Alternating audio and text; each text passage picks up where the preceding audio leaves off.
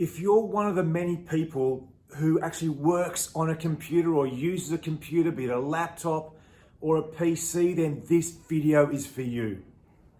I'm Dr. Brett Grant from Family Chiropractic in Chatswood, and over the past little while, years actually, we've been faced with many questions around computer workstation setup. What I've got here is 5 simple hacks for you to look out for in order for you to not present to the practice or your chiropractor or physio, whoever it is, with the continuing what we call micro trauma of poor workstation or computer setup or usage. Let's look at number 1. Your setup has to be to your height. And there has to be consistency in setup if you're at home or if you're at work. So you don't want to be working at home, hunched over a laptop, then at work on a nice, beautifully, ergonomically presented setup. Make sure there is a consistency in the setup and that you take that workplace setup into the home as well. The second thing, people are working more and more on more than one screen. Personally, I don't know how you do it. Make sure you don't have one screen in front of you and the second screen off towards one side. If you've got one off towards one side, turn it off. Because otherwise we're going to be twisting our head and neck and our bodies towards that second screen quite commonly.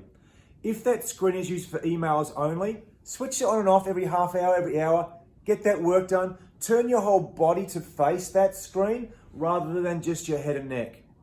If you're using 2 screens, bring them into a V in front so we can work between them easily. Your chair. My gosh, the chair is so important.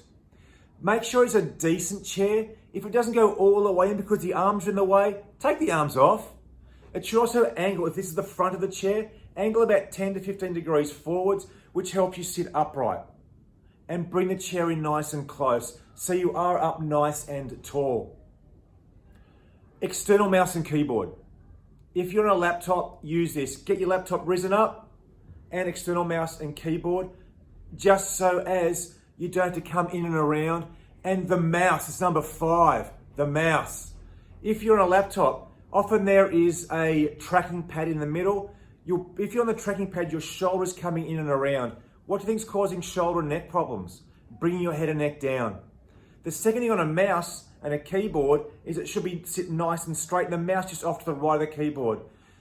Let's call it the mouse house on that, and there's often a little pad you've got the mouse on. As the day goes on, what I've seen people do and hear people do is they start to go like this as the hand travels forwards and the mouse leaves its house.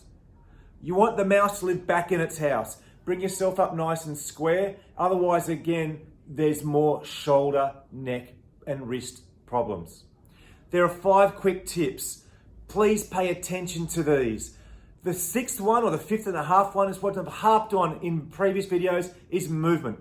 And we're going to try and link you to previous videos that we've done to make sure you move every 20 minutes to every half hour. This movement is essential. And it's not about standing or sitting desks, it's the movement. So if you've got someone who you think needs to know this info, please tag them. Please pass this on. We don't want to keep seeing the same messages or the same issues repeated again and again and again. Until next time, Dr. Brett Grant, Family Chiropractic Chatswood. Speak to you guys soon.